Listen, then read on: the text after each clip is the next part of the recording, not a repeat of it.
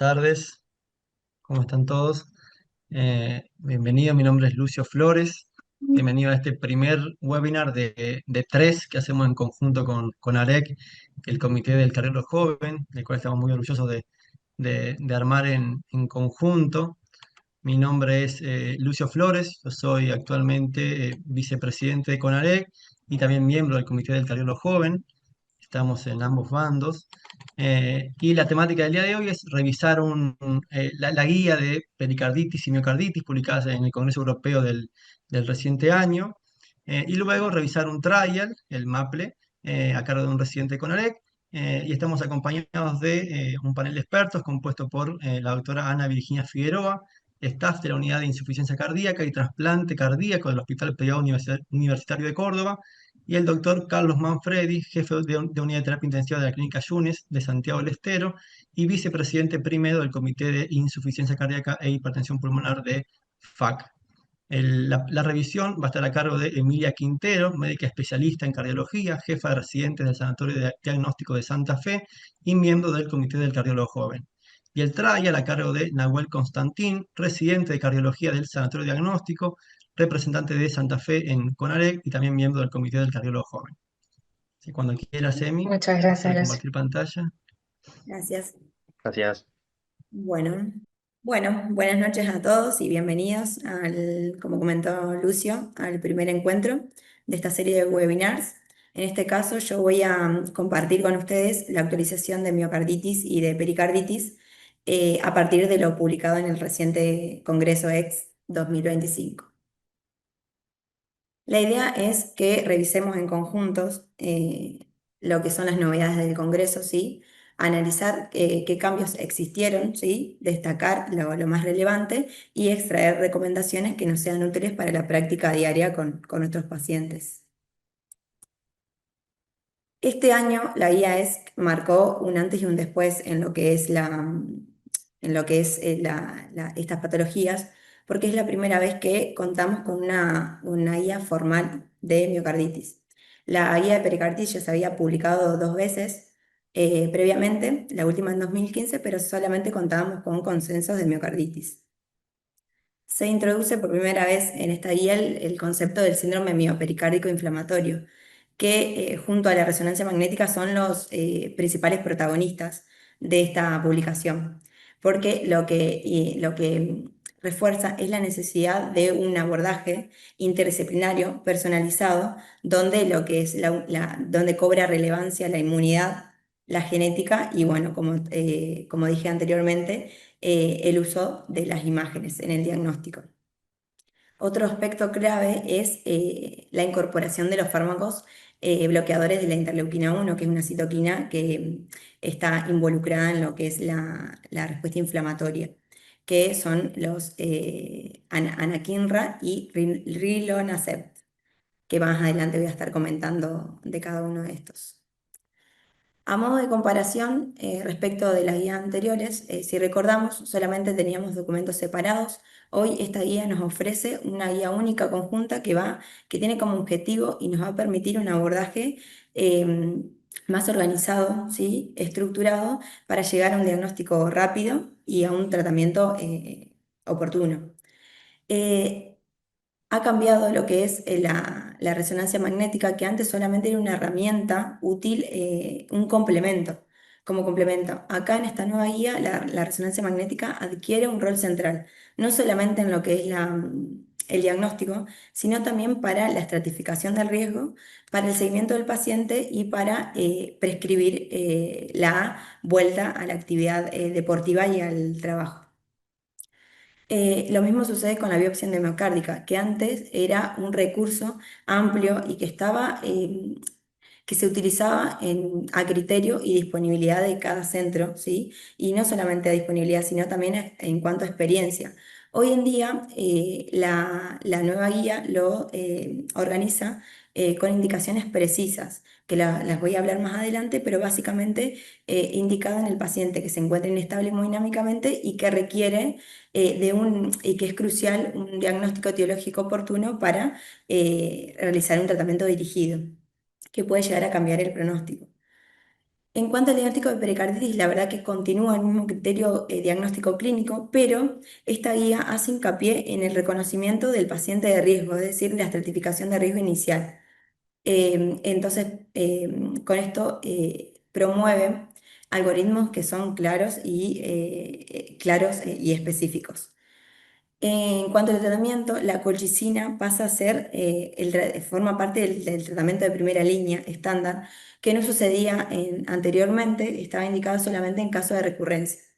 La colchicina como primera línea reserva a los corticoides y ahora los recientemente incorporados anti-interleuquina en casos de mala respuesta o en casos de recurrencias.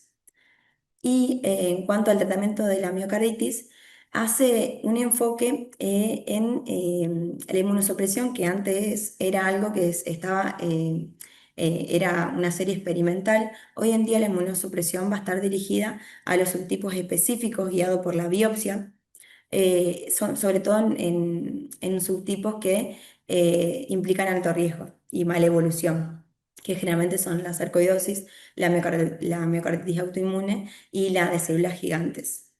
Y no solamente existe un cambio de paradigma en el diagnóstico, sino que también en el seguimiento, porque ahora contamos, esta es otra novedad importante, con algoritmos de seguimientos del paciente posterior al alta. Y también le dedica un apartado en las últimas páginas a el embarazo, la miocarditis presentada en el embarazo, aconsejando, resaltando la consejería, ¿sí? La planificación a los pacientes pediátricos, ancianos y el deporte, como dije, que son los pacientes de mayor riesgo, los deportistas. Bueno, para hablar un poco de las patologías, la pericarditis y la miocarditis son enfermedades inflamatorias del miocardio y pericardio respectivamente, pero son estructuras adyacentes. Esto implica de que implica una superposición, es decir, de que exista sí, un solapamiento en la presentación clínica. Es por esto que surge la necesidad de establecer un concepto que las incluya, que incluya el amplio espectro de enfermedades inflamatorias que involucren estas dos estructuras, ¿sí? Para favorecer o para expandir el conocimiento a nosotros, a los profesionales de salud, y estudio de todos los síndromes, ¿sí? Para un abordaje completo que permita un diagnóstico rápido y un tratamiento oportuno. Este síndrome miopericardico inflamatorio, este concepto es lo que debemos usar cuando tenemos la sospecha de alguna de estas dos patologías durante el abordaje diagnóstico y hasta el diagnóstico definitivo, que puede ser una pericarditis, ¿sí? Aguda, una miocarditis aguda o el solapamiento de estas dos llamado miopericarditis y perimiocarditis, depende de la afectación principal, ¿sí? Se justifica, ¿sí? La incorporación de este concepto a partir de que, bueno, no solamente ser estructuras adyacentes, sino que también comparten etiologías, ¿sí? Que pueden ser infecciosas o no infecciosas. En cuanto a a las causas infecciosas, la causa más común es la viral, ¿sí? Los enterovirus, los herpes virus, el virus del VIH, en ambas etiologías, tanto la pericarditis como la miocarditis, seguida de las infecciones bacterianas. Y acá se destaca a nivel de la miocarditis la borrelia y la tuberculosis, que son entidades que van a predisponer una mala evolución, una evolución rápida, con complicaciones, shock cardiogénico, y en el caso de las pericarditis con eh, la pericarditis constrictiva. En cuanto a los parásitos, es frecuente la presencia del Trypanosoma cruzi en la enfermedad de Chagas. Y en cuanto a las causas no infecciosas, cobran relevancia las enfermedades autoinmunitarias sistémicas que pueden estar asociadas. Y acá hablo de lo que es la artritis reumatoides, el lupus eritematoso, la esclerosis sistémica. También va a estar condicionado por la susceptibilidad genética del paciente y, hay ciertas drogas, ciertas drogas tóxicos, sobre todo los quimioterápicos inmunosupresores, y la afectación neoplásica primaria o secundaria. Al compartir estas etiologías, ¿sí? Y las mismas fisiopatologías, van a compartir también la presentación clínica, ¿sí? Que puede ir de síntomas leves hasta un cuadro mortal. La principal forma de manifestación es un paciente oligosintomático, aproximadamente el 75% de los casos, en el que puede presentar astenia, fatiga, puede presentar febrícula y estar acompañado de un cuadro respiratorio, cuadro vía aérea superior o un cuadro gastrointestinal. Generalmente los pacientes con síntomas leves o oligosintomáticos tienen un curso benigno, buena evolución y una remisión espontánea. El otro síntoma cardinal importante es el dolor de pecho, ¿sí? Que está presente en el 85-90% de los casos, que es muy característico en el caso de la pericarditis, con un dolor agudo, que es pleurítico, que se intensifica con los movimientos, con la respiración profunda. Y a diferencia de lo que es la miocarditis, que puede ser un dolor de pecho en específico, pero generalmente se presenta como un dolor de pecho similar al infarto. Y encima viene acompañado de elevación de troponinas, en la mayoría de los casos, lo que obliga siempre a descartar el síndrome coronario agudo, dependiendo de la sospecha y siguiendo lo que son las guías de síndrome coronario agudo publicadas el año pasado. Otro síntoma que pueden tener los pacientes es la disnea, que va a representar, en el caso de la miocarditis, insuficiencia cardíaca, deterioro de la fracción de eyección, y en el caso de la pericarditis, un taponamiento cardíaco, dependiendo de la evolución del derrame pericárdico, o una pericarditis constrictiva. También, bueno, el paciente con una miocarditis es susceptible a arritmia, ¿sí? Eh, Propone, digamos, el escenario ideal para el desarrollo de arritmias, que pueden manifestarse desde simples palpitaciones hasta un síncope o una muerte súbita, que es lo que tenemos que prevenir. Y bueno, en el peor de los casos, en la minoría de los casos, existen muerte súbita abortada o una muerte cardíaca. Bueno, la guía también lo que nos ofrece es una claridad en cuanto a definición y a clasificaciones. Habla de que un síndrome miopericárdico es agudo cuando se presenta, que tiene menos de 4 semanas de evolución. Es subagudo cuando tiene entre 1 mes y 3 meses de evolución, crónico mayor a 3 meses, y esto hace la diferencia, sí, porque está relacionado a lo que es la remodelación miocárdica y a la miocardiopatía en sí. Es recurrente cuando en un lapso de tiempo asintomático, con retirada completa de los fármacos antiinflamatorios, vuelve a reaparecer la sintomatología y una remisión puede ser una remisión completa, es decir, que se dan los síntomas, desaparezcan los síntomas y haya normalización de lo que son los biomarcadores y las imágenes, o puede ser una remisión con incompleta, o sea, residual.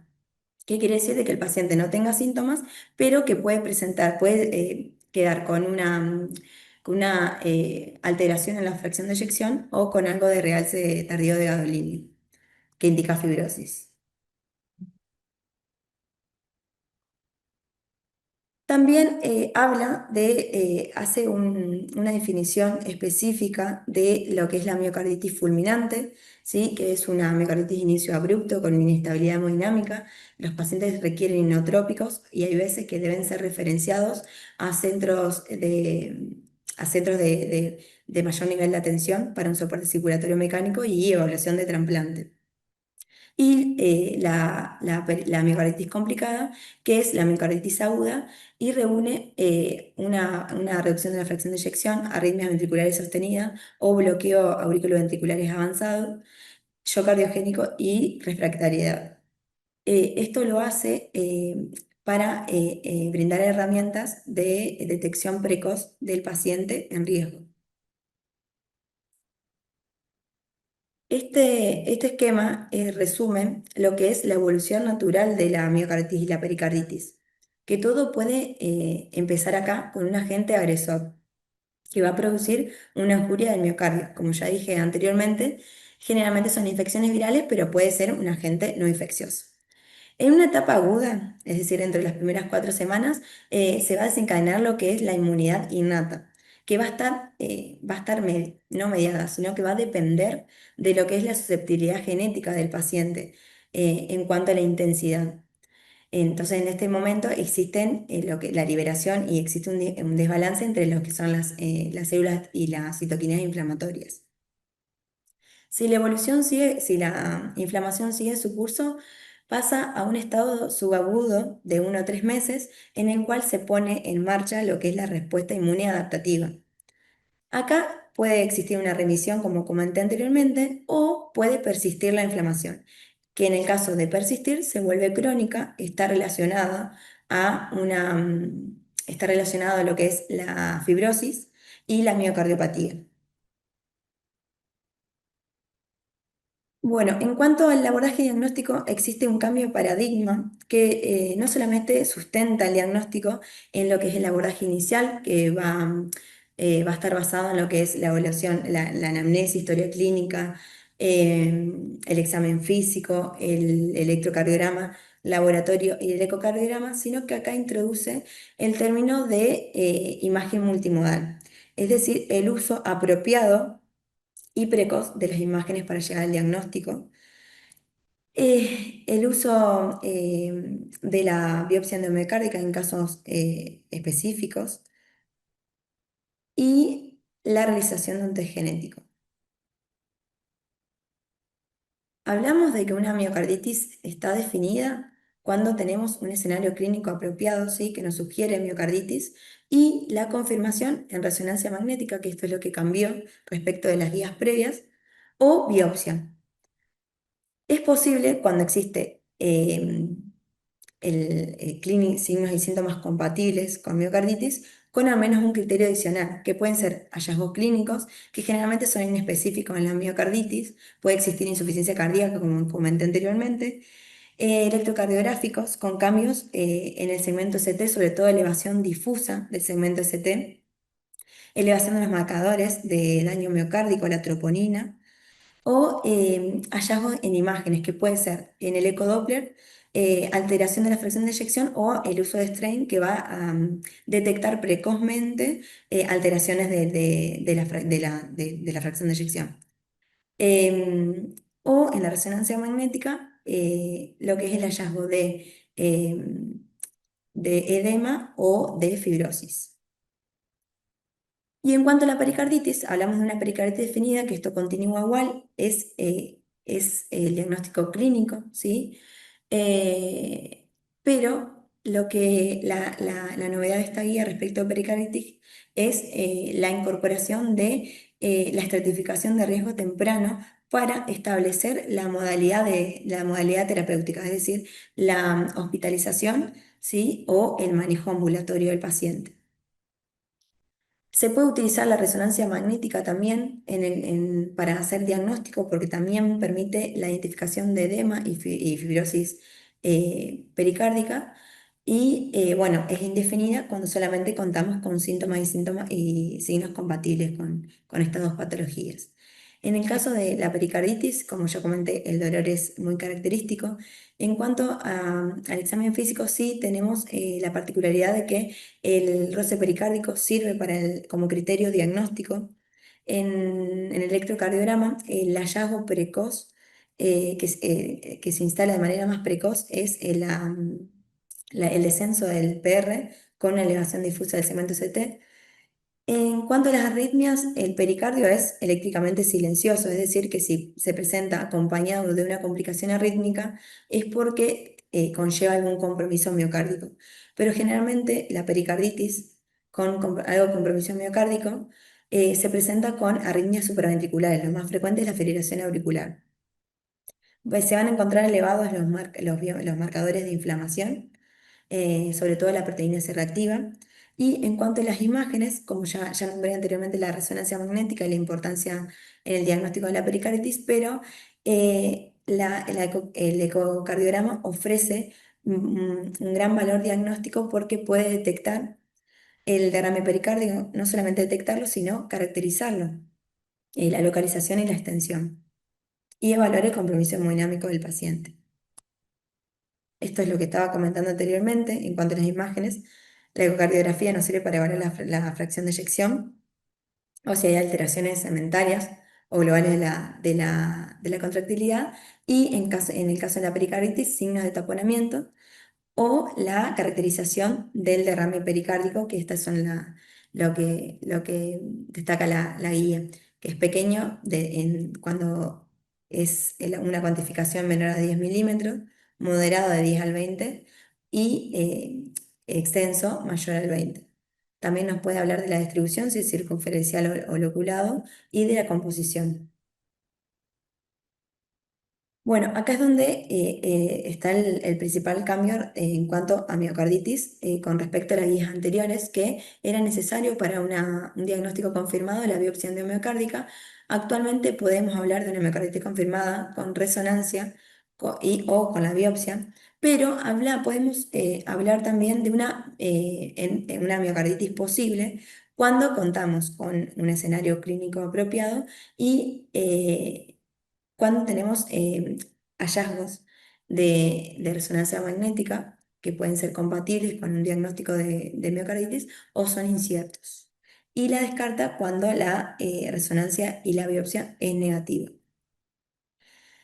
Bueno, en cuanto a la resonancia magnética, sabemos que es el gol estándar para el estudio de la fracción de eyección, para la evaluación de la fracción de eyección. Pero la particularidad y el gran valor de este estudio por imagen es que permite la detección de la inflamación de los tejidos de una forma no invasiva. Y esto nos permite, al usarla tempranamente, ¿sí? Un diagnóstico, mayor precisión en el diagnóstico, mayor especificidad. ¿Cómo lo hace? Es básicamente porque la inflamación de estos tejidos produce edema. Y el edema a través de la resonancia magnética se puede identificar mediante un aumento de la intensidad de señal en T2, ¿sí? Nos va a hablar de el edema, que no solamente nos permite ver la presencia, sino también la extensión y la localización. Y también el edema y el líquido extravasado se permite ver en las secuencias T1 con aumento de intensidad también, pero es importante el hallazgo de realce tardío de gadolinio, que nos habla de una fibrosis y sobre todo en áreas no isquémicas, es decir, que no siguen a una distribución de una arteria coronaria,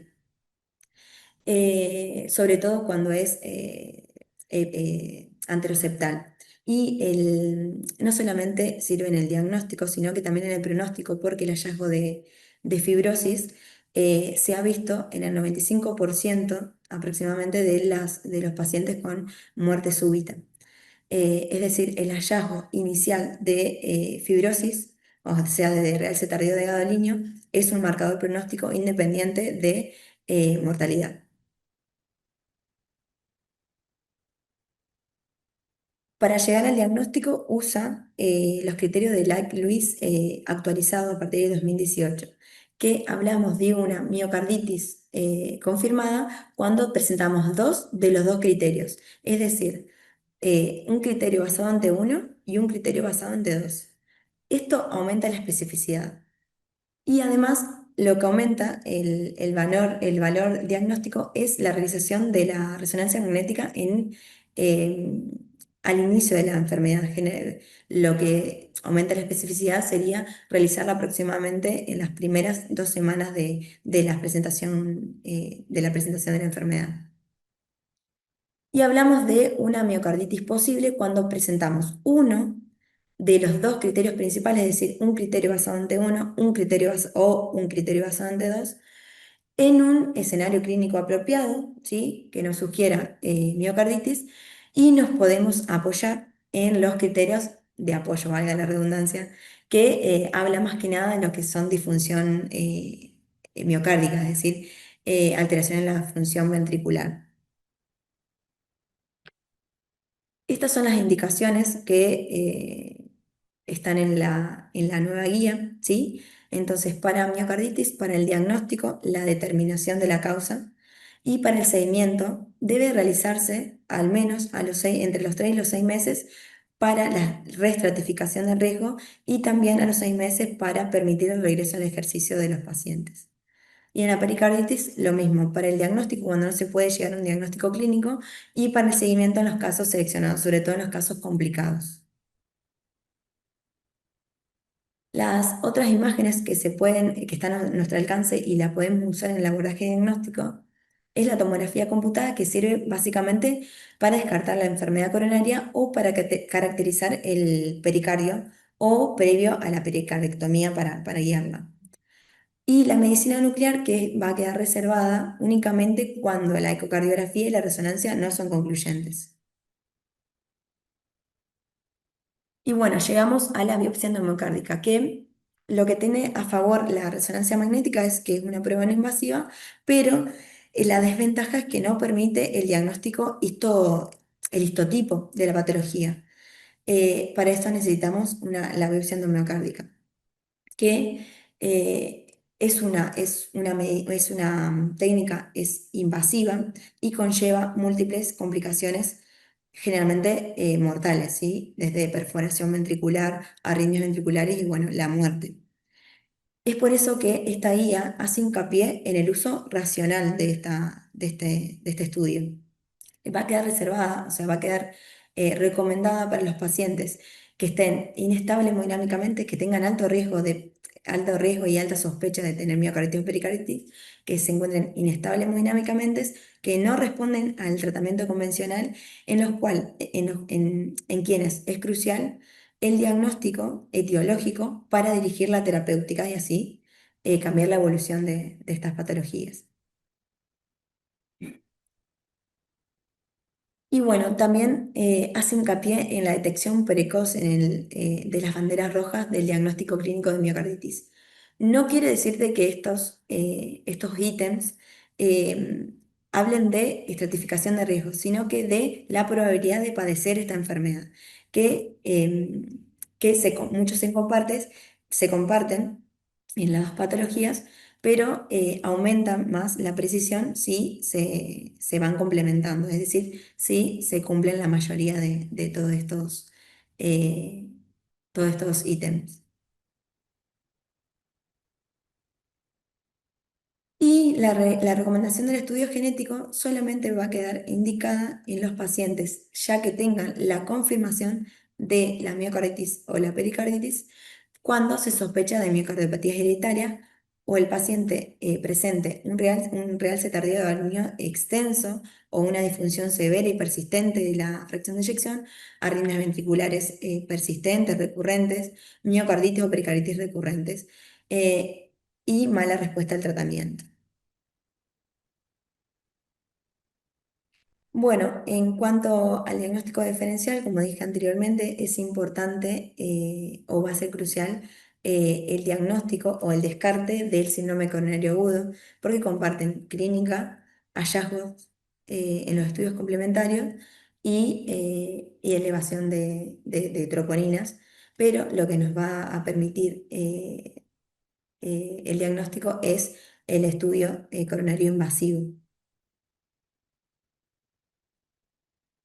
Y bueno, una vez que tenemos el diagnóstico de la miocarditis o la endocarditis, ahí sí debemos estratificar el riesgo.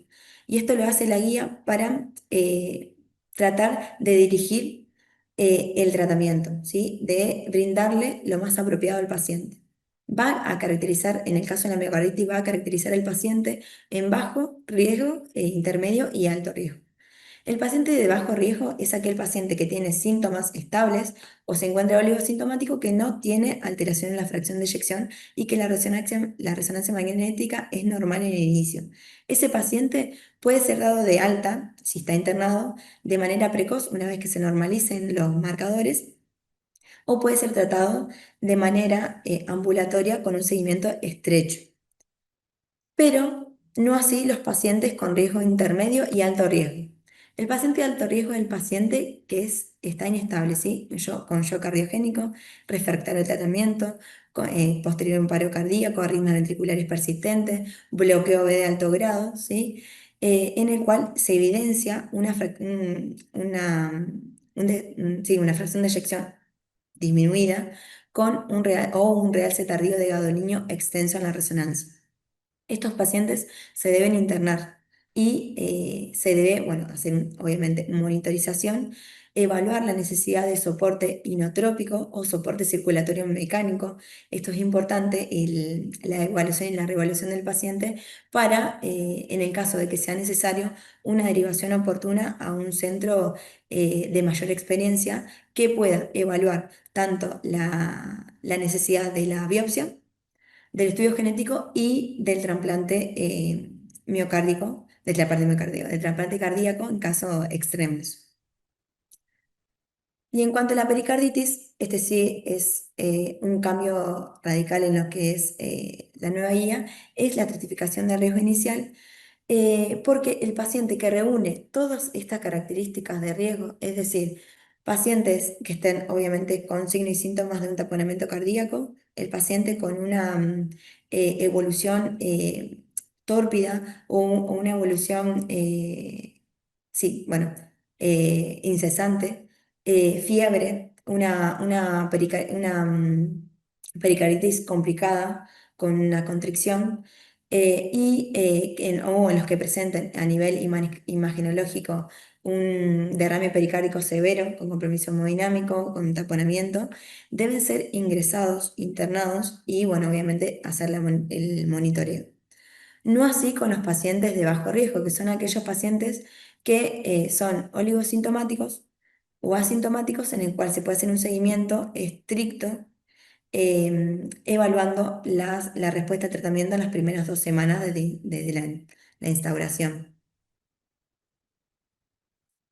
Estas son las recomendaciones. Los pacientes, como comenté anteriormente, los pacientes con pericarditis de alto riesgo, luego de la estratificación, deben ser internados y en caso de miocarditis de intermedio y alto riesgo. Y bueno, en cuanto al tratamiento, tiene como objetivo aliviar los síntomas y prevenir las complicaciones, que como ya más o menos venía hablando anteriormente, en el caso de la miocarditis es la insuficiencia cardíaca, el shock cardiogénico y la muerte. Y en el caso de la pericarditis, el taponamiento y la pericarditis constrictiva. Podemos hablar de 3 ejes de tratamiento. La terapia no farmacológica, que son las medidas iniciales, el tratamiento farmacológico y el tratamiento quirúrgico y los dispositivos. En cuanto a las medidas iniciales, es crucial evitar hacer reposo físico. Esto va a permitir aliviar los síntomas porque ayuda con el control de frecuencia. ¿Hasta cuándo? Esto tiene que ser personalizado y la toma de decisión compartida con el paciente dependiendo del mismo. Eh, la guía indica hasta resolución de los síntomas y normalización de marcadores inflamatorio. Es que esto es aproximadamente, los casos no es complicado, aproximadamente un mes. Pero en los pacientes que realizan actividad física extensa, debe evitarse al menos 6 meses y es necesario la realización de un estudio por imágenes para otorgar el alta. Y bueno, también habla de lo que es importante, el soporte psicosocial porque son pacientes relativamente jóvenes que cursan con una patología que puede llegar a ser muy, muy grave. En cuanto al tratamiento farmacológico, en el caso de la miocarditis no cambia el manejo general respecto a las guías anteriores. Los pacientes pueden ser tratados con aspirina, con antiinflamatorios y la colchicina es segura, pero generalmente el tratamiento va a ser destinado a tratar la insuficiencia cardíaca. eh, según las últimas guías de insuficiencia cardíaca, y el tratamiento específico es de la etiología, que para eso es necesario la biopsia. Y obviamente el tratamiento va a, va a necesitar de un abordaje interdisciplinario.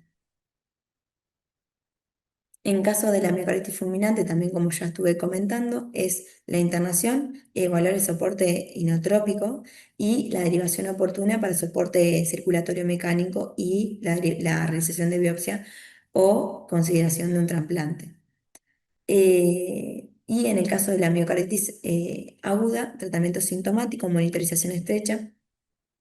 Y en la subaguda y crónica, básicamente es el tratamiento de la insuficiencia cardíaca.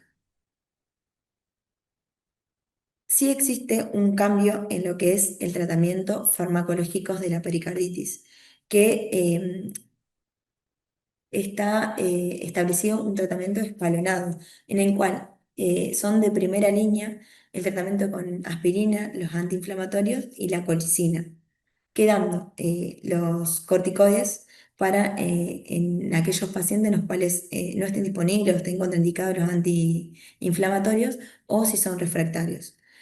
En el caso de de los AINES, obviamente a dosis antiinflamatorias, 3 veces al día. En caso de la colchicina, 0,5 miligramos cada 12 horas.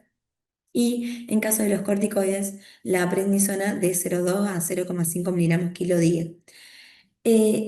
La evaluación de la respuesta a este tratamiento convencional la vamos a realizar, como nombré anteriormente, a las 2 semanas. En el caso de respuesta, la guía recomienda un descenso desescalonado de lo que es los corticoides y la aspirina. No así, y el último fármaco que se debe retirar es la colchicina. Y bueno, la otra novedad, la gran novedad, son los biológicos, que antes eran una serie experimental, actualmente están indicados para los casos de una miocarditis o pericarditis recurrentes. Estamos hablando de la anakinra y el rilonacept, que son dos bloqueadores de la interleucina 1 que, bueno, en el caso de anakinra, en nuestro país está disponible pero no comercializado y el Rinolacept no está disponible ni comercializado.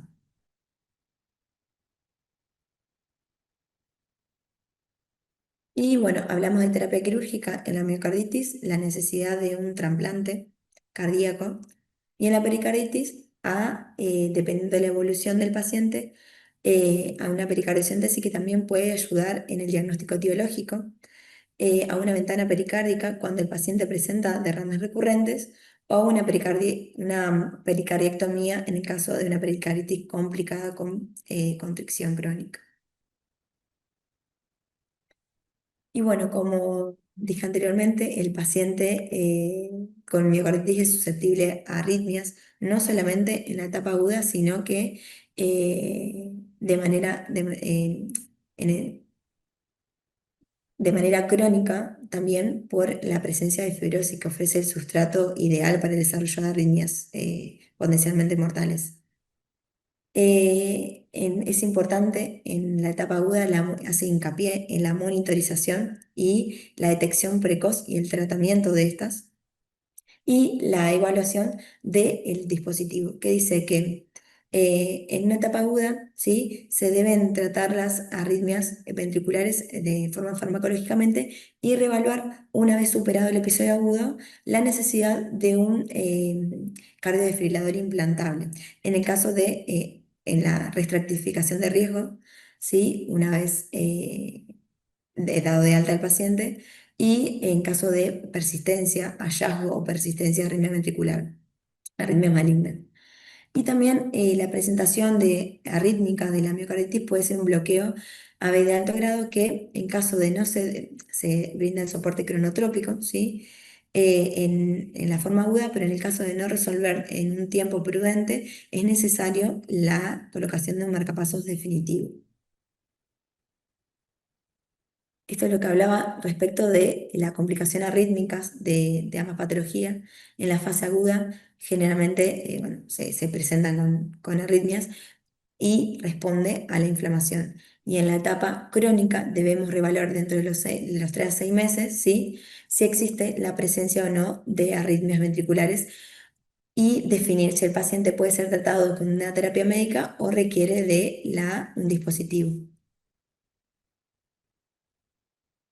Y bueno, esto es básicamente las diferencias en cuanto a los criterios de diagnóstico, imágenes, biopsia y tratamiento, en cuanto a miocarditis, el de la guía de 2020 y 2025, que ya los fui nombrando cada uno. Bueno, otra cosa que hace hincapié la guía es en el abordaje interdisciplinario del paciente. Generalmente son pacientes jóvenes, ¿sí? Y con diversos escenarios clínicos que requieren no solamente el tratamiento del cardiólogo, ¿sí? Sino que de múltiples especialistas, como por ejemplo el genetista, el psicólogo, el cirujano, el electrofisiólogo, ¿sí? Que colaboren en la toma de decisiones. Y bueno, para ir finalizando, el pronóstico de estas patologías depende de dos cuestiones, de la presentación clínica inicial. Generalmente los pacientes que presentan una pericarditis leve tienen un curso benigno, una buena evolución, sin secuelas, pero no así lo que es la manifestación fulminante. Por eso es importante la detección temprana y el tratamiento de las mismas. Y también, eh, va a ser determinante la etiología, sobre todo en la miocarditis, lo que es la miocarditis asociada a sarcoidosis, la autoinmune y la asociada a la asociada a las células gigantes. Estas son las indicaciones del seguimiento que ahora contamos a partir de esta guía con un seguimiento estructurado de los pacientes posterior al alta, que no solamente va a ser clínicamente, sino electrocardiograma, laboratorio, biomarcadores e imágenes. Y acá nos plasma un esquema que está bastante claro, ¿sí? Que habla de que el paciente al alta al mes se debe realizar, en paciente con diagnóstico de miocarditis o pericarditis, una evaluación clínica con electrocardiogramas, biomarcadores al mes y deben ser, y en el caso del paciente que haya sufrido una complicación o que una complicación debe realizarse estudios por imagen al mes. En el caso de que los estudios por imágenes sean patológicos al mes, deben repetirse en los 3 y 6 meses. En el caso de que sea normal, los estudios por imágenes se recomiendan a los 6 meses para otorgar lo que es, para recomendar el retorno a la actividad deportiva. El resto de los estudios se va a repetir a los 3 y 6 meses y al año y luego a los 2 años. Y bueno, para cerrar, quiero dejar claro, ¿sí? 3 puntos principales. Que el diagnóstico temprano de esta patología salva vidas. Es importante de que el síndrome miopericardico se encuentre dentro de nuestro radar diagnóstico. Eh, es por eso bueno, me parece interesante, me parece apropiada esta guía, el uso racional de la imagen y la biopsia y el manejo escalonado, ¿sí?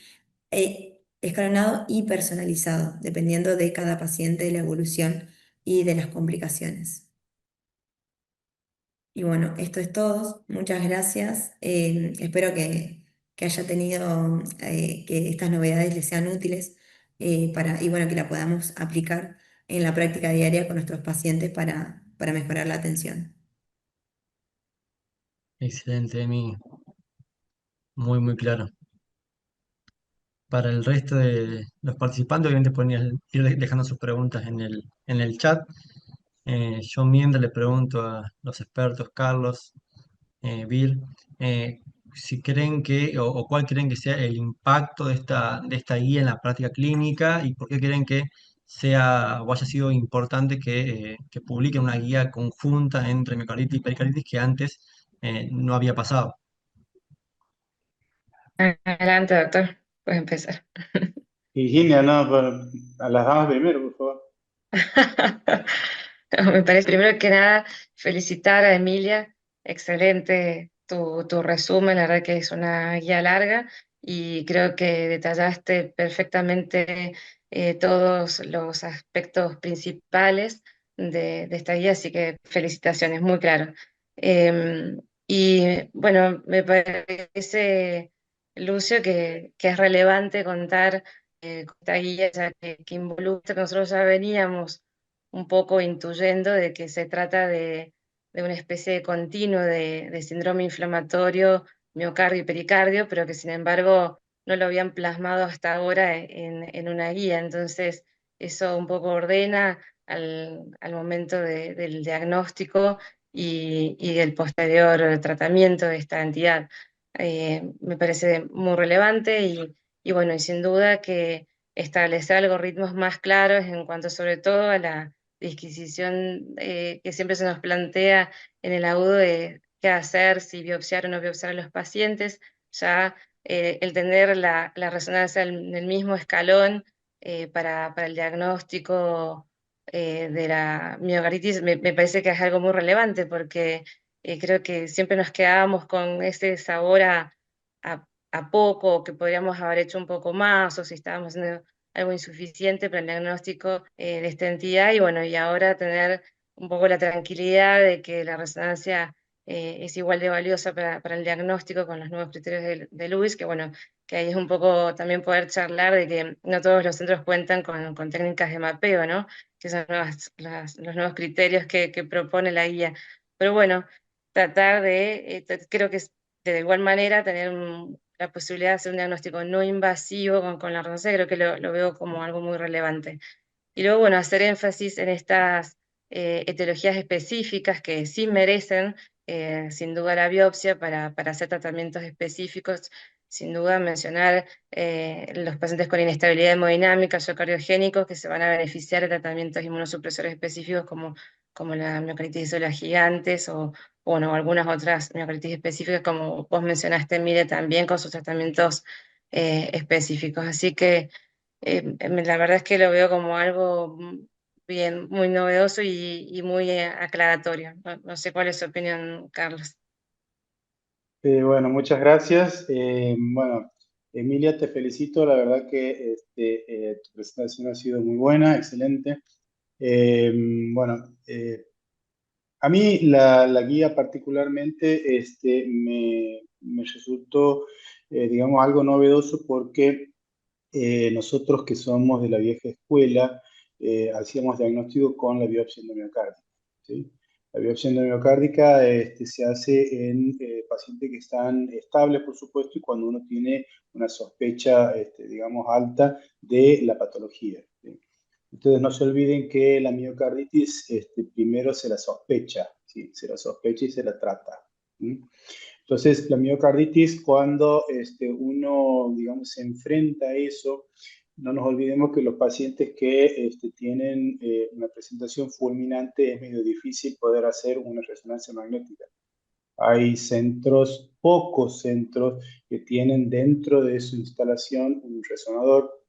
A su vez, el resonador tiene que tener ciertas características y tiene que ser evaluado e interpretada la imagen por un médico especialista que haga imágenes de resonancia magnética. ¿Sí? Es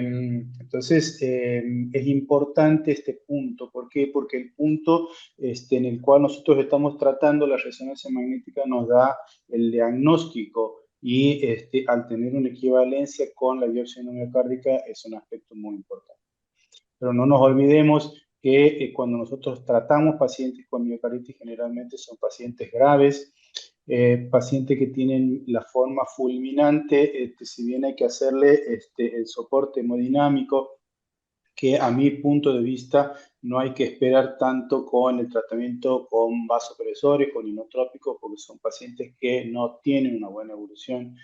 Comparto lo que dice la guía, la derivación a un centro de mayor complejidad, porque estos pacientes cuando pasan los días y hacemos tratamiento inotrópico son pacientes que se van deteriorando y no tienen tanta posibilidad de poder recuperarse. En caso de disponer, bueno, nosotros aquí en Santiago disponemos tenemos balón de contrapulsación, tenemos ECMO, pero no se olvide que estos pacientes cuando va pasando el tiempo es mayor el deterioro y peor es el pronóstico. Entonces, en estos pacientes no hay que esperar mucho y hay que hacer tratamiento con asistencia circulatoria mecánica. Con respecto a la resonancia magnética, en ciertos lugares no se dispone de resonancia. Entonces el ecocardiograma también, sobre todo cuando uno tiene un ecocardiografista experto, no solamente con la medición de la fracción de eyección, sino también del strain, el strain tisular, digamos la velocidad de la onda en la pared lateral también eso es muy importante. ¿Mm? Así que digamos, como novedoso rescato también lo que decía Virginia, el tema de la resonancia magnética, que digamos es un subrogante a la biopsia. La biopsia es, bueno, yo tengo experiencia de haber trabajado en un centro de alta complejidad como el Instituto Modelo de Cardiología de Córdoba, donde se hacían muchas biopsias miocárdicas. Y la verdad que me reservaría un poco el tema de la biopsia en pacientes que estén con shock cardiogénico, arritmia ventricular. Hacer una biopsia en ese escenario es bastante delicado, ¿no es cierto? Porque puede, ahí sí, propensión a las complicaciones y dejarlas para pacientes más estables. Antes tratábamos con azatioprina, ciclosporina, las miocarditis, sobre todo la de las células gigantes. Ahora el tratamiento con otros, digamos, con otros fármacos que son un poco menos agresivos, creo que mejora. El mensaje Sí, por ahí, perdón, de la Doc, es cierto lo digo, lo que usted dice es muy cierto, que si bien se recomienda la biopsia en pacientes con miocarditis fulminante, finalmente a veces están tan inestables que es tan difícil trasladarlos. Entonces Exactamente, es un exactamente. escenario complejo. Quiero recalcar eso que usted dijo, que es cierto, una cosa es leerlo en la guía y después en la práctica, ponerlo en Claro. práctica, no es nada sencillo tampoco. Y a ver, perdón, a veces incluso hasta lo hacemos Exactamente. empíricamente. Eso no está escrito en ningún lado, pero el paciente está cada vez peor, y no tenemos otra forma de soportarlo, y a veces decimos, bueno, la sospecha es alta, no tenemos nada más que ofrecerle. No sé qué opina usted de eso, Doc, pero en algunas ocasiones lo hemos hecho, lo hemos inmunosuprimido solo con la alta sospecha ante la imposibilidad de trasladar al paciente para una biopsia. Exactamente, exactamente. O sea, muchas veces, Virginia, estamos en un escenario tan devastador que por ahí hacer una práctica que es invasiva, lo que hace es complicar al paciente directamente, porque la tasa de complicaciones, si bien no es tan alta en la biopsia endomiocárdica, en una mano experta, por supuesto, en un paciente que está hemodinámicamente inestable, con arritmia, meter el biótomo en el ventrículo derecho en un paciente con arritmia es empeorar todo. Entonces, eso también hay que ver el momento del tratamiento. Y como vos dices, muchas veces uno, digamos, digamos, habla con la familia, tenemos este paciente que está totalmente inestable y creo que es válido intentar un tratamiento inmunosupresor. Excelente. Una cosa que quería que quede en claro, el tratamiento que se hace de la insuficiencia cardíaca aguda, no nos olvidemos que la terapia farmacológica de las guías, o sea, la terapia fundacional, es lo que también va a determinar el pronóstico, ¿sí? En los pacientes que Exacto. reciben tratamiento, exactamente, cuando están lo más estable posible, tratamiento con inhibidores SGLT2, ARNI, bloqueantes receptor mineralocorticoide beta bloqueantes son los pacientes que empieza la acción farmacológica también en la etapa aguda. Así que eso no nos debemos olvidar. Me Excelente. pareció Ahí en el chat preguntan. Perdón. Perdón, Lucio. No, me pareció Sí. esto último, no digo más nada, de que le da una gran importancia al test genético también, ¿no? De empezar bueno, a incluirlo también en nuestra práctica, sobre todo como destaca la guía, en pacientes que tienen episodios recurrentes, en pacientes que tienen antecedentes familiares de miocarditis o pericarditis, sobre todo si son recurrentes, o que tienen alguna otra alteración como por ejemplo trastornos electrocardiográficos típicos que nos pueden hacer sugerir alguna u otra miocardiopatía, o pacientes que han quedado después de un evento de miocarditis con una disfunción ventricular. Bueno, deberíamos al menos pensar si ese paciente sería candidato a someterse, bueno, a una evaluación genética, ya que si bien, como dice la guía, a veces hay un poco de solapamiento entre lo que es un evento inflamatorio miocárdico y lo que es la miocardiopatía propiamente dicha.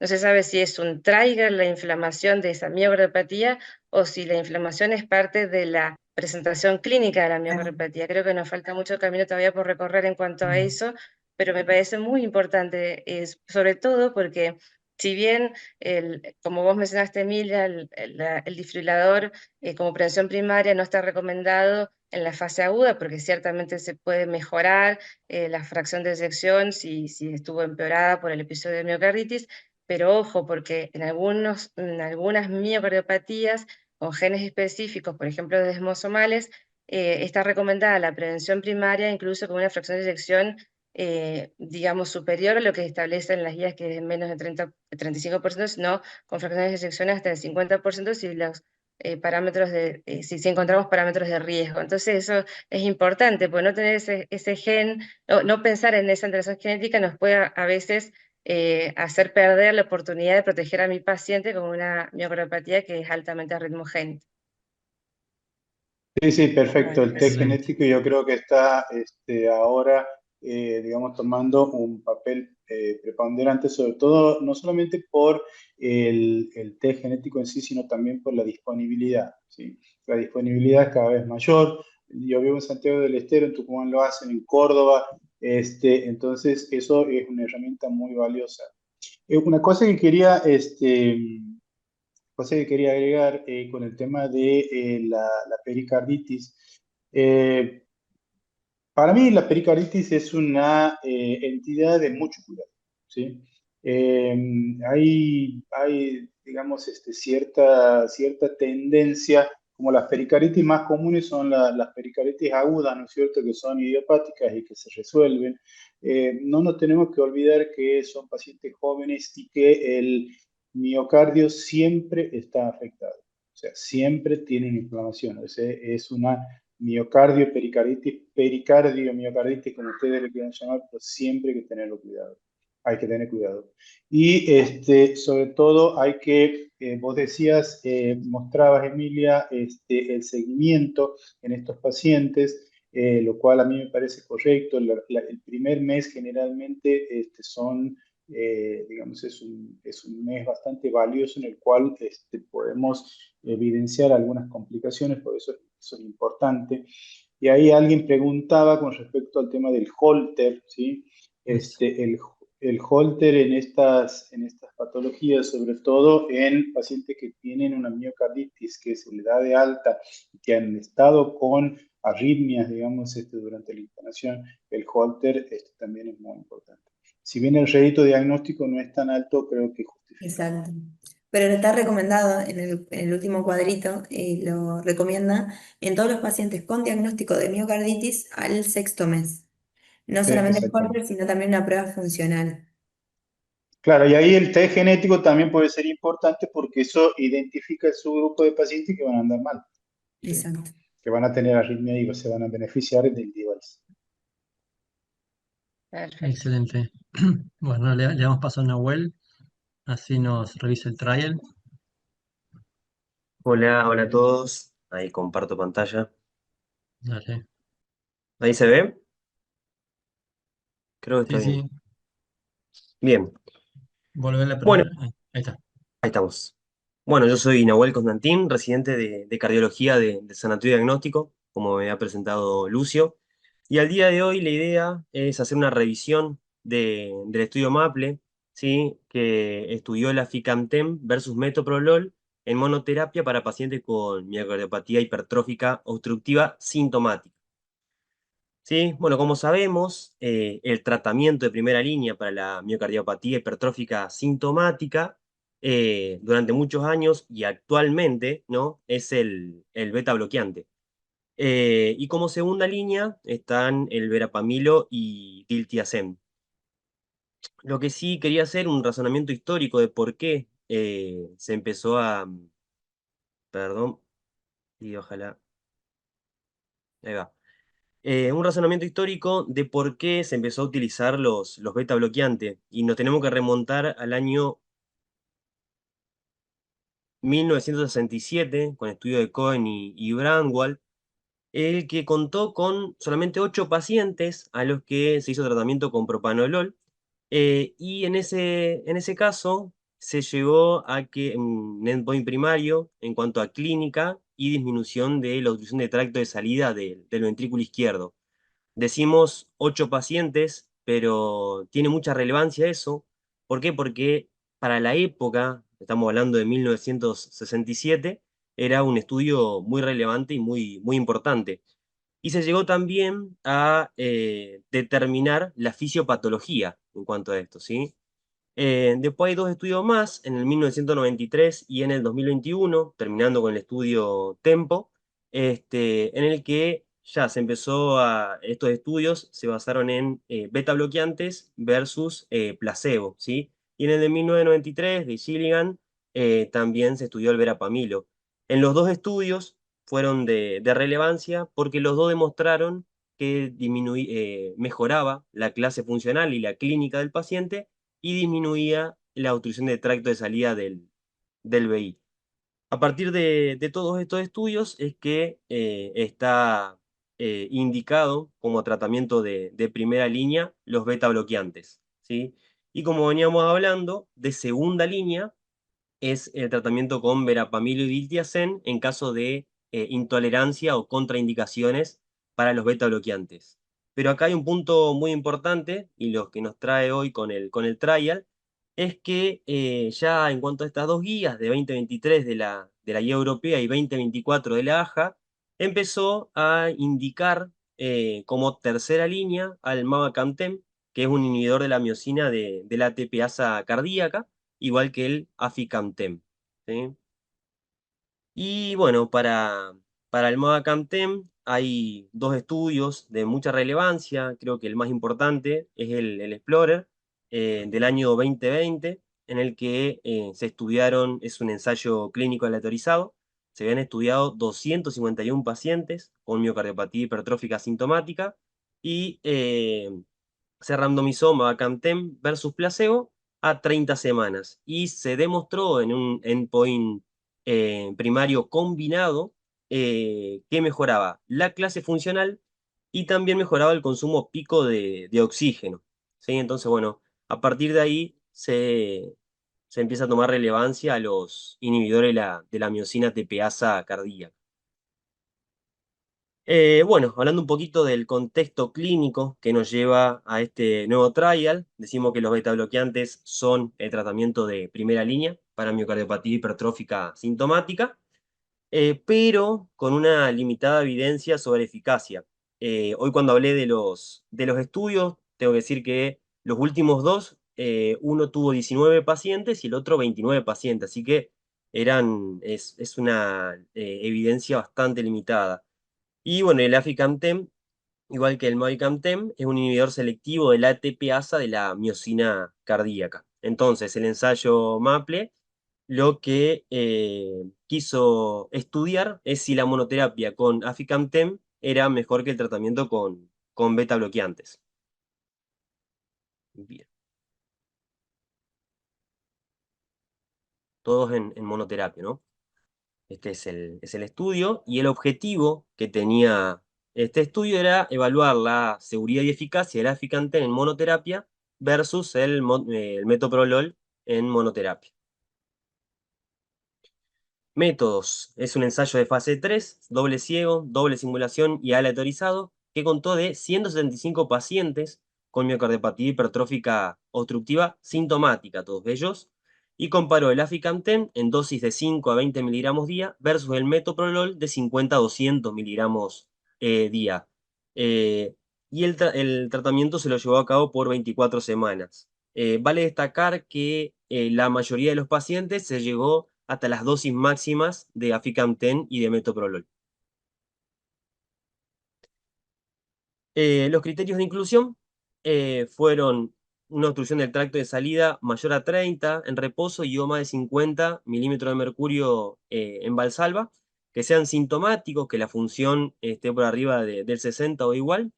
La calidad de vida determinada según el cuestionario de Kansas entre 35 y 90 puntos, y que tenga una capacidad de ejercicio reducida, ¿no? Pacientes verdaderamente sintomáticos, donde tenían un consumo de oxígeno menor del 100% según edad y sexo. Y los criterios de exclusión fueron que no pueden recibir beta bloqueantes o que tengan que recibir sí o sí por alguna patología el beta bloqueantes, que la presión arterial sistólica sea más de 160 en reposo o la frecuencia cardíaca más de 100, que tengan diagnóstico de FA o aleteo auricular, que hayan tenido una terapia de reducción septal menor a 6 meses o una exposición previa ya al aficamten o que hayan tenido intolerancia al mavacamten. La población estudiada tenía una edad media de 58 años, la mayoría eran del sexo masculino y la media de NT-proBNP fue de 468 picogramos. La obstrucción del tracto de salida del gradiente, perdón, el gradiente medio nos daba de 47 en reposo y de 74 milímetros de mercurio post-valsalva.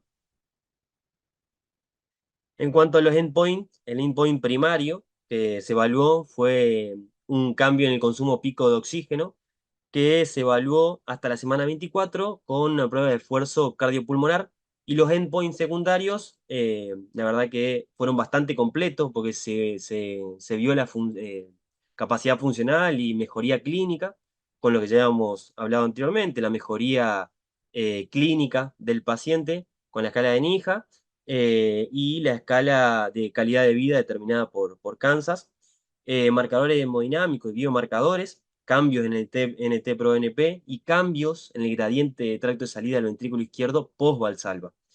También se evaluó cambios estructurales en cuanto al índice del volumen de aurícula izquierda y cambio en el índice de masa ventricular izquierda.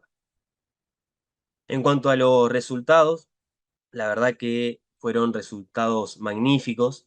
Se vio en cuanto al endpoint primario, en el consumo pico de oxígeno, como, fíjense en el panel A, la diferencia entre el inicio del aficamten o metoprolol y a las 24 semanas. El aficamten fue por amplia, fue mucho, mucho mejor que el metoprolol, y podemos ver también que a medida que pasaban las semanas, el metoprolol fue reduciendo lo que es el consumo pico de oxígeno. Y como podemos ver en el panel B, hay una diferencia estadísticamente significativa a favor del aficamten. Eh, bueno, esto lo traje a colación principalmente para ver que en los subgrupos también se mantenía, en todos los subgrupos, como podemos ver, se mantenía el endpoint primario a favor del aficamten. Endpoints secundarios, sorpresa también, todos a favor del aficamten, con diferencia estadísticamente significativa en la escala NIJA, en el cuestionario de calidad de vida y el gradiente de tracto de salida del ventrículo izquierdo en reposo y también post-valsalva, ¿sí? Un dato importante y relevante también es ver cómo después de la semana 24, cuando se descontinuó el tratamiento con aficamten y en algunos casos con metoprolol, se volvió al basal de los pacientes y por ejemplo, en la escala NIJA, volvió a su clase funcional basal. Continuamos con los endpoints secundarios. En cuanto al NT-proBNP, diferencia estadísticamente significativa a favor del aficamten y también el volumen auricular izquierdo indexado. No así en el cambio en la masa del ventrículo izquierdo desde el inicio hasta la semana 24, donde no se observó cambios estadísticamente significativos, ¿sí? Pero en casi todos fue a favor del aficamten. Un resumencito de los endpoints. Y en cuanto a seguridad, tenemos que decir que la suspensión por efectos adversos fue 3 para el metoprolol y 1 para el aficamten, y tuvieron que reducir dosis 5 en metoprolol y 1 en aficamten. Como conclusión de seguridad comparable entre aficamten y metoprolol, más discontinuación y reducción de dosis en el metoprolol, y el aficamten la verdad que fue bien tolerado en la mayoría de los pacientes, ¿sí? Para terminar y como conclusión, en paciente con miocardiopatía hipertrófica obstructiva sintomática, tratamiento con aficamten fue notablemente superior al metoprolol, eh, con diferencia estadísticamente significativa y clínicamente relevantes. Mejoró la capacidad funcional, mejoría de síntomas y remodelado estructural de la aurícula izquierda. Y el aficamten fue bien tolerado. Podríamos hablar entonces que el aficamten podría considerarse como una opción de primera línea en miocardiopatía hipertrófica obstructiva sintomática, aunque con cautela por falta de datos a largo plazo. Así que, bueno, muchísimas gracias. Excelente, Nahuel. Muy bien presentado. Bueno, Bueno, en este excelente, congreso Nahuel, se felicitaciones. presentaron Gracias. dos trabajos importantes sobre miocardiopatía hipertrófica, este sobre aficamten en obstructiva sintomática y también sobre mavacamten en no obstructiva y sintomática, con beneficios en ambas terapias. Quería saber si ustedes creen que en poco o mucho tiempo estas terapias se podrían ya posicionar como primera línea y cómo lo ven en el contexto de nuestro país. Sé que disponemos de mavacamten, pero no de aficamten. Sí, el aficamten todavía no está aprobado. Estimo que Claro, a raíz de estos estudios, bueno, eso es un gran paso, un gran logro para ellos. De momento, la evidencia que tenemos es para pacientes con miocardiopatía obstructiva. Hasta el momento, los pacientes con miocardiopatía hipertrófica no obstructiva no obtuvieron beneficios con el tratamiento con inhibidores de la miosina. Así que de momento estarían indicados para tratamiento de pacientes con miocardiopatía hipertrófica obstructiva. Y em, lo que sí me parece que, bueno, perdón, está mi hija acá, un segundito, ahí resuelvo esto. decía Bienvenida. Carlos. Sí, bueno, mira, te felicito, Nahuel, la verdad que muy bien presentado, excelente. Gracias. Bueno, estos son trabajos de miohipertrófica obstructiva, ¿no es cierto? Que como bien ha dicho Virginia, que digamos, el resultado es para esos pacientes, porque los pacientes que tienen hipertrofia no obstructiva, el aficamten ha dado un resultado neutro, ¿sí? Eh, Nosotros para el tratamiento de la miohipertrófica lo que tenemos que hacer es reducir el gradiente intraventricular, ¿sí? Eso fisiopatológicamente es la acción que nosotros tenemos que lograr. Bueno, digamos en el tratamiento de antes, el tratamiento con beta bloqueantes, que es la droga de primera línea para el tratamiento. Entonces, cuando uno hace el tratamiento, que el metoprolol parece tener mejor perfil por el estudio TEMPO, que decías vos, Nahuel, es el indicado en el tratamiento. Entonces, uno ve cuál es la reducción del gradiente, no solamente en reposo, sino también en máximo esfuerzo, ¿sí? Uno puede evaluar esto digamos, con un ecoestrés para ver cómo se reduce o hacerle durante el eco de reposo maniobra de balsam. Los inhibidores del acoplamiento de la miosina es digamos, un grupo de drogas que son muy novedosos porque disminuyen el acoplamiento de la fibra, entonces disminuyen el tracto de salida por la disminución de la digamos, del engrosamiento del tracto de salida. Entonces, son medicamentos muy novedosos, también muy costosos. Eso también Claro, hay que tenerlo en cuenta, ¿sí?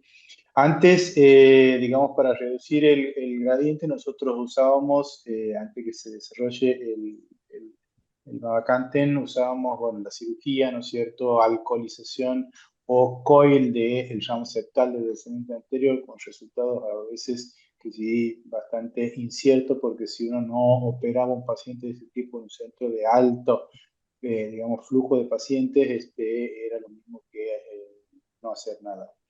Entonces, a mí lo que me llama la atención es que este estudio ha sido muy bien diseñado porque no solamente son pacientes con hipertrófica, sino son pacientes con hipertrófica y aumento de los péptidos, lo cual está indicando su grupo de pacientes que tiene un pronóstico diferente a pacientes que no tienen aumento de los biomarcadores. No nos olvidemos que el biomarcador, digamos, implica no solamente congestión, sino también aumento de la presión de fin de diástole. Entonces, al tener una medicación que baja, digamos, digamos, la concentración del BNP, también nos habla del pronóstico, ¿sí? También es importante digamos, la evaluación del pico flujo, ¿no es cierto? Porque son pacientes que en la actividad, ¿no es cierto?, física, son pacientes que ahí es donde hacen los eventos, ¿no es cierto? Hacen eventos de disnea, de angina y muchas veces muerte súbita. Entonces, el aficamten, a comparación del metoprolol, ha demostrado mejorar el punto principal. Además, los otros puntos, ¿no es cierto?, como la clase de American Care Association, el cuestionario de Kansas también, pero bueno, creo que queda pendiente ahí digamos, un punto final más duro, como de mortalidad y ver la evolución en este tipo de pacientes, porque generalmente son pacientes jóvenes en los cuales uno hace el estudio para evitar que es la complicación más devastadora, que es la muerte súbita, ¿sí? Por lo tanto, me parece un estudio que aporta. Lamentablemente, la situación económica de nuestro país muchas veces no permite, digamos, el amplio uso de esta medicación, pero saber que existe y poder darle a nuestros pacientes en la medida de que lo necesite esta opción es algo muy valioso, ¿sí? Y por último, para terminar, digamos, tenemos que identificar cuáles son los pacientes de mayor riesgo que otros, ¿cierto? Para ver cuál se va a beneficiar más y cuál es digamos, la respuesta del sistema de salud al tratamiento de estos pacientes. Pues no es lo mismo un paciente que tiene un septum de 20 milímetros que uno que tiene 30, un paciente que tiene disnea de clase funcional 3 que un paciente que no lo tiene, un paciente que tiene arritmia o que tiene un test genético que es, digamos, compatible con miocardio hipertrófica, con mala evolución, ¿no es cierto? En esos casos creo que el arsenal terapéutico tiene que ser completo. Sí, como decías vos a lo último, es importante por ahí ver también el test genético. Se vio que la mayoría de los pacientes tratados con aficamten eran todos la mayoría, de Estados Unidos, tenían una genética específica y tenían mayor cantidad de NT-proBNP. Capaz Claro, que exacto, puede ir por ahí también la respuesta que tuvieron y al tener un NT-proBNP, la respuesta podría ser mayor en ellos. Sí, exactamente. igual no hubo diferencia en pacientes que tenían test genético positivo o test genético negativo. Uno debiera usar el tratamiento independientemente de la presencia o no de un gen patogénico o posiblemente patogénico.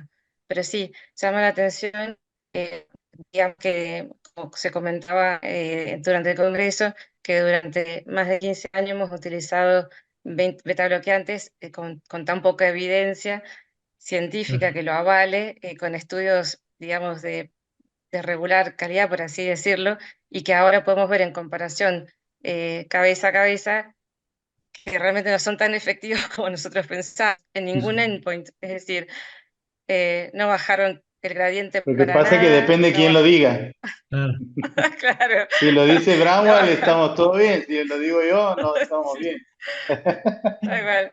No bajó el NT Pro NP, sí fue en los parámetros subjetivos de la clase funcional y tal vez de Kansas, puede ser un poco mejor, pero bueno, claramente el consumo pico no fue mejor y ahí yo esto no lo he comentado y quiero ver la opinión de ustedes.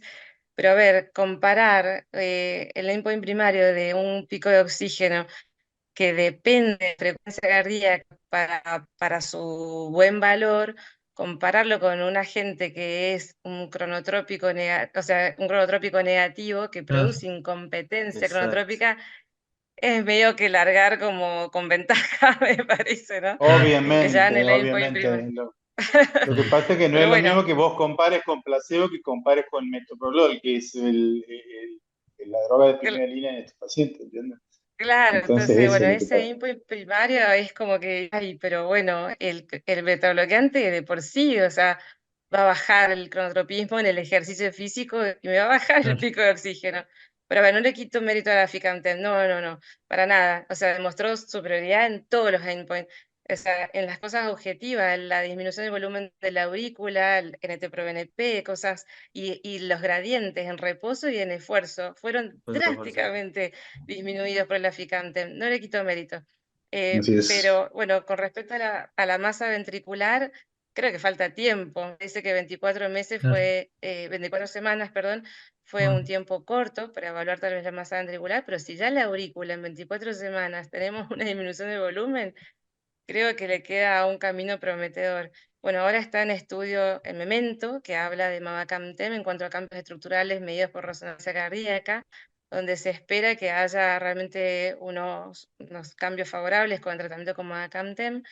Bueno, ya como dijimos recién, para no obstructivas, mavacamten a través del estudio Odyssey, que quedó un poco fuera de juego, pero aún está ujú, en estudio mediante el estudio Acacia, aficamten para no obstructiva. Las diferencias podrían llegar a ser por diferente, digamos, molécula. Tal vez exista una eficacia diferente en este tipo de pacientes no obstructivos en cuanto a ficamtem y mavacamten. Digo esto en potencial porque faltan los estudios, digamos, los resultados de la CASA que está en curso. Pero digo, todavía falta estudiar la miopatía no obstructiva. Y la diferencia entre mavacamten y aficamten, bueno, la aficamten tiene una vida media más corta, lo cual permite una titulación, sobre todo en cuanto a seguridad en el efecto adverso. Hubo menos deterioro de la función ventricular con aficamten que en los estudios de mavacamten, y al tener una vida media más corta, la reversibilidad de ese efecto de deterioro de la función ventricular es más rápida con aficamten que con mavacamten. Las interacciones medicamentosas son menores también con aficamten, entonces, bueno, tal vez son ventajas, pequeñas ventajas que podrían hablar de un efecto diferente en cuanto a estos dos fármacos. Em, y bueno, sin duda que también es cierto que en miopatía hipertrófica obstructiva nosotros podemos evaluar la obstrucción objetivamente, digamos, con el eco, en reposo, en valsalva, en esfuerzo, que es un parámetro muy claro de eficacia del tratamiento. En cambio, en no obstructiva, no, o sea, tenemos sí el NT-proBNP, tenemos la clase funcional, el score de Kansas y bueno, el consumo pico y no deja de nuevamente involucrar patologías que tal vez no son miocardopatías hipertróficas puras, sino que también son un poco de enfermedades de depósito, amiloidosis, infiltrativas, digamos, incluso, no sé, hasta pericarditis constrictivas, capaz crecen con hipertrofias por hipertensión. Digo esto porque a veces la miopatía hipertrófica, la no obstructiva, y es como que cuesta diferenciarla de sus otras fenocopias. Hay que ver si en estos estudios, como mm, lo dice, que dio negativa, no involucraron también a otros pacientes que terminó de embarrar la cancha, por decirlo así, ensuciar los resultados.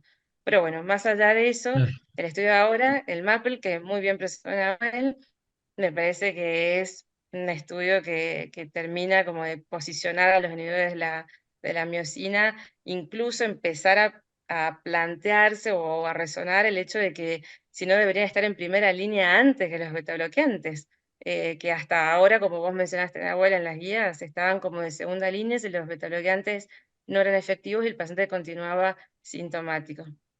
Bueno, habrá que esperar a ver qué dicen las guías próximas. Exactamente. Excelente, muy claro, muy claro. Bueno, en honor al tiempo, sí, damos por terminado este primer webinar de los tres. Son los próximos 2 miércoles, así que los esperamos también en esas jornadas. Así que muchas gracias a todos los que están escuchándonos y bueno, y a los panelistas y disertantes. Muchas gracias.